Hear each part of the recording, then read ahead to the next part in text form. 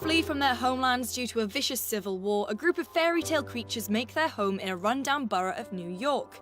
Desperate to keep their true identities from the inhabitants of the mundane world a secret, the Fables adhere to strict rules and an inconspicuous lifestyle. But there's a huge bump in the road of their simple life, when a murder occurs right on their doorstep. In order to keep spoilers to a minimum, we won't go into details regarding the identities of the victims, but Episode 1 ended on a pretty harrowing cliffhanger. While Episode 2, Smoke and Mirrors, doesn't propel the story forward in perhaps the way you'd want it to, it does an excellent job of building up tension in a situation where even the slightest spark will ignite everything. She's a troll? You gotta be kidding me. Yeah, she's a troll. Can we move on? And the murders of a call girl and prominent Fabletown citizen have the potential to be just that spark. Playing as Fabletown Sheriff Bigby Wolf, Smoke and Mirrors pulls you through the case at an agonizing pace.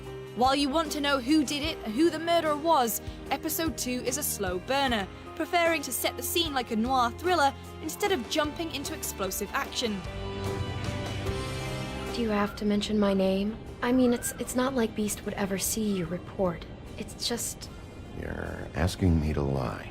Even though the past misdeeds of Fabletown citizens are left back in the homelands, everyone is a person of interest. The alcoholic woodsman who carries around a sharp axe is just as much a suspect as the wealthy Fable who has a penchant for beheading his wives.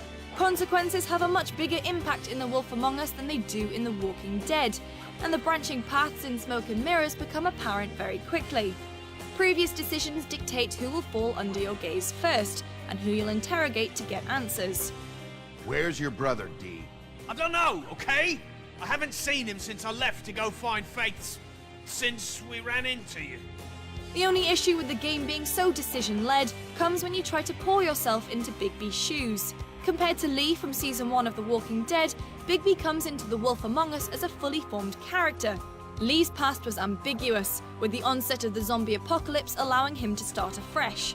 Bigby, however, has a dark past. It's briefly mentioned that in the homelands he was a marauding monster who ripped apart everyone who stood in his way. So regardless of the nice choices he makes while undertaking the case, it's hard to see him as anything but the big bad wolf. We do our jobs. And I'm supposed to do what? Sit around the business office twiddling my thumbs? Regardless of the choices you make or how you shape up your Bigby to be, the writing is as sharp as we've come to expect from Telltale Games. Seeing the infamous "X will remember that" flash in the corner of the screen is still as devastating as ever, and you can clearly see how the residents of Fabletown change and react to you over the course of the episode.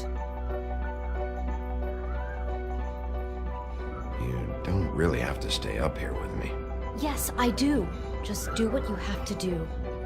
You'll find yourself getting involved in other aspects of Fabletown life, like an overly harsh father and the relationship with his son, or even getting into a spat with a pair of lovers.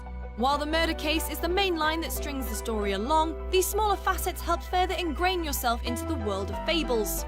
The comic book series has been running for over 100 issues and it's pretty detailed. Fans of the comic will find nods to its lore all around Smoke and Mirrors, including cameos from faces like Jack Horner to famous items like the magic mirror.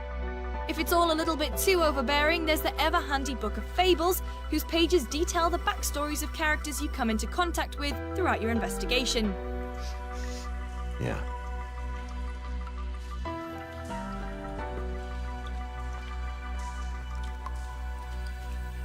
Who did this, Bigby?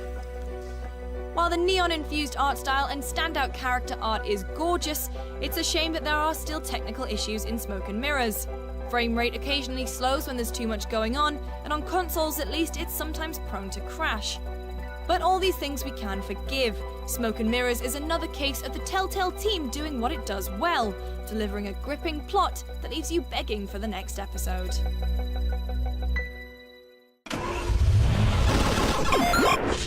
Yeah.